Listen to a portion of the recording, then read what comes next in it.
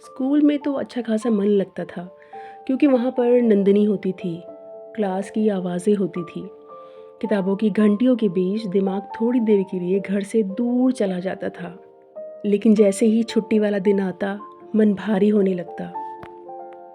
रविवार मेरे लिए आराम का नहीं, डर का दिन होता था। घर में सुबह से ही एक अजीब सी खामोशी रहती थी, जो कभी भी तूफान में बदल सकती थी। पापा का गुस्सा, उनकी ऊंची आवाज़ और फिर मम्मी पर हाथ उठाना, सब कुछ फिर से आंखों के सामने होने लगता। मैं अपने कमरे में बैठी रहती, कान बंद करके, लेकिन आवाज़ें दीवारों से टकराकर मेरे अंदर घुस ही जाती थी। मम्मी का रोना, उनका चुपचाप सब सह लेना मुझसे देखा नहीं जाता था। कई बार मन करता कि पापा को डांट दूं या फिर उन्हें धक्का दे दूं या उन्हें कोई नुकसान पहुंचा दूं, पर हर बार मम्मी के इशारे के आगे मैं चुप हो जाती थी। उस वक्त मुझे नंदिनी की बहुत याद आती थी। मैं सोचती थी, काश आज भी स्कूल होता, काश मैं वहाँ होती जहाँ कुछ घंटों के लिए ही सही मैं ये सब नहीं देख पाती। छुट्टी के दिन मेरे लिए सज़ा जैसे होते थे। मैं अंदर ही अंदर टूटती रहती, दुखी रहती और बस यही दुआ करती कि दिन जल्दी ख़त्म हो जाए। उस उम्र में मैंने यही सीखा था कि कुछ घरों में छुट्टी का मतलब सुकून नहीं बल्कि डर होता है, और मेरा ये डर तब ख़त्म होता जब अगली सुबह होती। वही रास्ते पर दूर कहीं मुझे नंदिनी दिख जाती। उसे गले लगाते ही सब कुछ पल भर में ठीक हो जाता। उसका होना ही मेरे लिए काफ़ी था। उसके आते ही मैं अपने सारे गम भूल जाती थी। ऐसा नहीं था कि हमारे बीच कोई गलत रिश्ता था। हकीकत बस इतनी थी कि मेरी ज़िंदगी में कोई भी ऐसी दोस्त नहीं रही जिसे मैं बेझिझक अपनी बेस्ट फ्रेंड कह सकूं। कभी कोई ऐसा मिला ही नहीं जो मुझे पूरी तरह समझ पाया हो, और न ही मैंने कभी किसी के सामने खुद को पूरी तरह रखा। उसने मुझे कभी जज नहीं किया, न कभी छोटा महसूस कराया। उसके पास बैठकर मुझे कभी भी खुद को साबित करने की ज़रूरत पड़ी ही नहीं। शायद शायद इसी वजह से नंदिनी मेरी ज़िंदगी की वो दोस्त बनी जिसे मैं आज भी पूरे दिल से बेस्ट फ्रेंड कह सकती हूँ। बस एक वही इंसान थी जिसने मुझे समझा, अपनाया और बिना शर्त के स्वीकार किया। शायद इसीलिए वो मेरे लिए इतनी खास थी। हमारी दोस्ती को देखकर हम दोनों के घर वाले हमेशा यही कहते थे, ज़्यादा यारी दोस्ती अच्छी नहीं होती, हर वक्त साथ रहना ठीक नहीं होता। लेकिन उस उम्र में हमें ये सब बातें बोझ लगती थी। हमें लगता था कि बड़े बेवजह ही हमें डराते हैं, बेवजह रोकते हैं। हम उनकी बातों को सुनते ज़रूर थे, पर कभी भी दिल से नहीं मानते थे। हर ताना, हर सलाह को हम नज़रअंदाज कर देते थे। हमारी दोस्ती घर के साथ साथ स्कूल में भी किसी को भी रास नहीं आई। वो हमें बहुत ही गलत नज़रों से देखते थे। धीरे धीरे सिर्फ बच्चे ही नहीं, टीचर्स की नज़रें भी बदलने लगी। अगर मैं और नंदिनी साथ बैठते तो मैडम बिना वजह बोल देती, अलग अलग बैठा करो। वजह नहीं बताती थी, बस एक ऑर्डर होता था।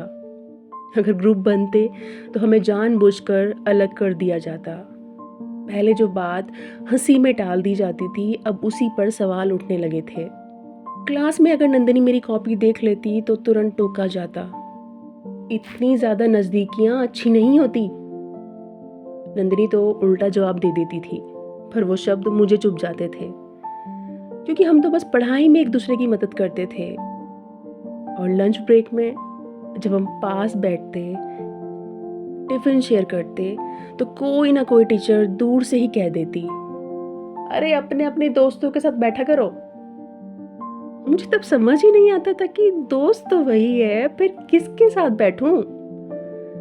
सबसे ज़्यादा डर तब लगा जब एक दिन मैडम ने मुझे अपने पास बुलाया।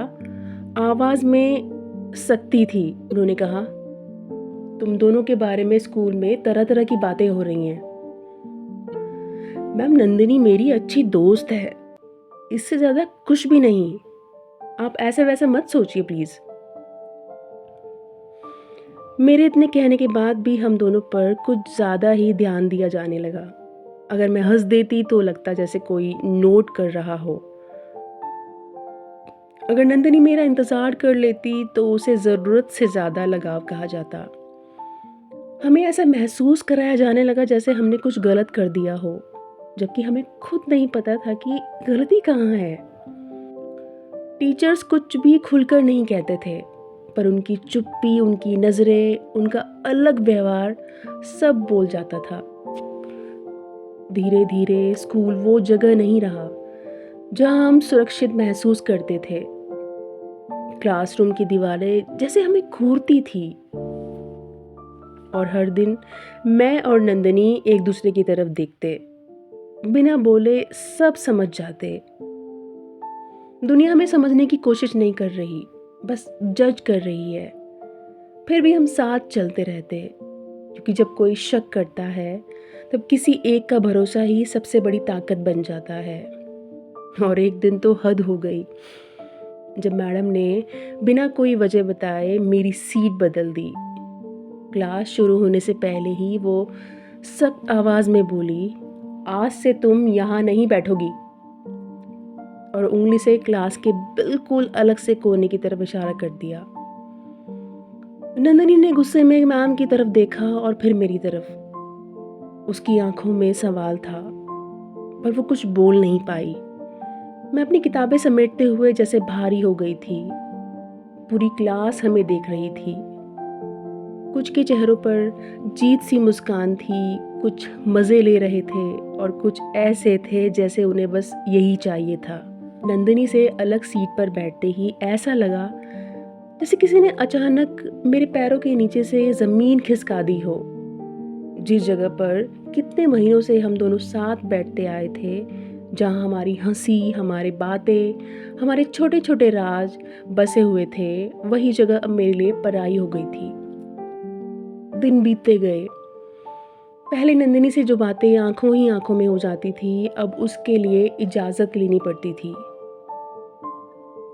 अगर गलती से हमारी नज़रें मिल भी जाती तो मैडम तुरंत खांस कर ध्यान खींच लेती, जैसे जैसे हम कोई अपराध कर रहे हों। क्लास में पढ़ाई वही थी, पर मेरे लिए सब कुछ बदल चुका था। ब्लैक बोर्ड पर लिखे शब्द मुझे दिखते तो थे, पर समझ में कुछ भी नहीं आता था। जब भी ज़रा सा भी मौका मिलता, नंदिनी किसी न किसी बहाने से मेरे पास आ जाती। कभी कॉपी लेने के नाम पर, कभी पेन मांगने के बहाने, तो कभी बस यूं ही, जैसे उसे मुझ तक पहुंचना ही हो, और कहती, घबरा मत, मैं हूं ना। उसकी एक लाइन मेरे पूरे दिन का सहारा बन जाती थी। वो हमेशा मुस्कुराकर कहती, हम हमेशा साथ रहेंगे, कोई हमारी दोस्ती को नहीं तोड़ सकता। उसके ये शब्द मेरे अंदर हिम्मत भर देते थे। कभी कभी हम दोनों वॉशरूम जाने के बहाने साथ निकल जाते और कुछ मिनट खुलकर बात कर लेते। वो कहती, ये सब बस कुछ दिन की बात है, कोई हमें अलग नहीं कर पाएगा। उसकी आवाज़ में इतना भरोसा होता था कि मुझे सच में लगने लगता था कि शायद सब ठीक हो जाएगा। भले ही हमें अलग अलग सीटों पर बिठा दिया गया हो, भले ही हम पर नज़रें रखी जा रही हों, लेकिन हमारी दोस्ती वैसी ही थी जैसे पहले थी। दूर बैठकर भी हम एक दूसरे को महसूस कर लेते थे। नंदिनी बार बार यही दोहराती थी, लोग कुछ भी कर लें, हम दोनों हमेशा एक दूसरे के साथ रहेंगे, समझी? और उसकी यही बातें मुझे टूटने से बचाए रखती थी। धीरे धीरे हम दोनों ऐसे ही खुश रहने लगे। सीटें बदल देने से हमारी दोस्ती कम नहीं हुई, उल्टा वो और गहरी हो गई। हम बातें अब आंखों से करने लगे थे। एक नज़र, एक हल्की सी मुस्कान, पेंसिल घुमाने का इशारा, इतना काफ़ी होता था। कॉपी में छोटे छोटे निशान बनाकर एक दूसरे को मैसेज देते थे। टिफिन टाइम में चुपचाप पास आकर बैठ जाते। टीचर को लगता था उन्होंने हमें अलग कर दिया है, पर उन्हें क्या पता था कुछ रिश्ते दिल से जुड़े होते हैं। दूरी ने हमें अलग नहीं किया, बस ये सिखा दिया कि साथ रहने के लिए पास बैठना ज़रूरी नहीं होता। टीचर्स को शायद ये उम्मीद थी कि सीट बदलते ही हम एक दूसरे से कट जाएंगे, बात करना छोड़ देंगे। लेकिन जब उन्होंने देखा कि हम दूर रहकर भी जुड़े हुए हैं, नज़रों से, खामोशी से, छोटे छोटे इशारों से, तो उनके भीतर का गुस्सा और बढ़ गया। अब बात सिर्फ बेंच तक की नहीं रही, अब उन्हें हमारी मौजूदगी भी खलने लगी थी। धीरे धीरे ऐसे होने लगा था कि क्लास में जो भी टीचर आता, उनका ध्यान पढ़ाने पर कम और हम दोनों पर ज़्यादा रहता। जैसे किताबें, चैप्टर, सिलेबस सब पीछे छूट गया हो और हम ही उनका सबसे बड़ा टॉपिक बन गए हों। कोई भी टीचर क्लास में कदम रखती तो सबसे पहले उनकी नज़रें हम दोनों को ढूंढती। कभी कोई टीचर अचानक सवाल पूछ लेती, बिना वजह ही हमें खड़ा कर देती, जैसे हमारी घबराहट से उन्हें कोई जवाब मिल जाएगा। पूरी क्लास के सामने डांटना अब तो आम बात हो गई थी। बच्चे भी समझ गए थे कि हम दोनों बहुत अलग हैं। क्लास में अब पढ़ाई का माहौल नहीं रहा था, वो क्लास अब एक अदालत बन चुकी थी, जहां हम हर पीरियड में बिना बोले कटघरे में खड़े रहते। सबसे ज़्यादा दर्द तब होता जब टीचर पढ़ाते पढ़ाते अचानक रुक कर कहती, कुछ लोग यहाँ पढ़ने कम दोस्ती निभाने ज़्यादा आते हैं। पूरी क्लास समझ जाती कि इशारा किस तरफ है। मेरा सिर अपने आप झुक जाता और नंदिनी की उंगलियां गुस्से में कॉपी को कसकर पकड़ लेती। टीचर्स की नज़रें, बच्चों की फुसफुसाहट और हर दिन बढ़ता हुआ दबाव सब मिलकर हमें अंदर से थका रहा था। फिर भी इन सब के बीच अगर कुछ बचा हुआ था तो वो था एक दूसरे पर भरोसा। क्योंकि जब पूरी क्लास हमें देख रही होती थी तब भी हम जानते थे कम से कम एक इंसान है जो मुझे वैसे ही देख रहा है जैसी मैं हूँ। और एक दिन क्लास के बीचों बीच मैम ने अचानक ऐलान कर दिया, आज से नंदिनी का सेक्शन अलग किया जा रहा है। वो शब्द मेरे कानों में गूंजते रह गए। सेक्शन अलग मतलब? अब रोज दिखना भी नसीब नहीं होगा। क्लास में हलचल मच गई। कुछ बच्चे हैरानी से देखने लगे, कुछ के चेहरों पर अजीब सी मुस्कान थी, जैसे उन्हें कोई तमाशा मिल गया हो। नंदिनी ने मेरी तरफ देखा। उसकी आंखों में गुस्सा था, सवाल था और एक बेबसी भी। मैं कुछ बोल नहीं पाई, गला जैसे सूख गया हो। मैंने तो नहीं, लेकिन नंदिनी ने उस पूरी क्लास के सामने हिम्मत करके मैम से पूछ ही लिया, मैम कभी आप मुझे टोकते हो, कभी आप मीरा को टोकते हो, कभी उसकी सीट चेंज कर देते हो और अब उसका सेक्शन चेंज कर रहे हो आप। प्रॉब्लम क्या है मैम? मैम ने नंदिनी और मेरी तरफ देखते हुए बहुत ही साधारण से लहजे में कहा, इस क्लास में ना भीड़ कुछ ज्यादा ही हो गई है, इसीलिए। उनका वाक्य अधूरा था लेकिन मतलब पूरा साफ था। ये सुनकर नंदिनी बोली, मैम अगर इस सेक्शन में भीड़ है तो आप और बच्चों का भी तो सेक्शन चेंज कीजिए ना, सिर्फ नंदिनी का ही क्यों?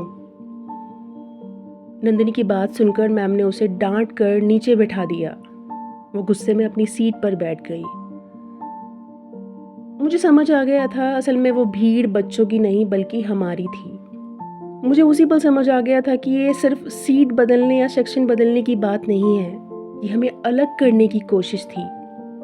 क्लास में बाकी बच्चे खुसर पुसर करने लगे, कोई अजीब सी मुस्कान के साथ देखने लगे। मुझे ऐसा लगा जैसे मैं कोई एक अलग चीज बन गई हूँ जिस पर सबकी नजरें टिकी हों। मैं भी चुपचाप अपनी सीट पर बैठ गई। दिल फिर भी जोर जोर से धड़क रहा था।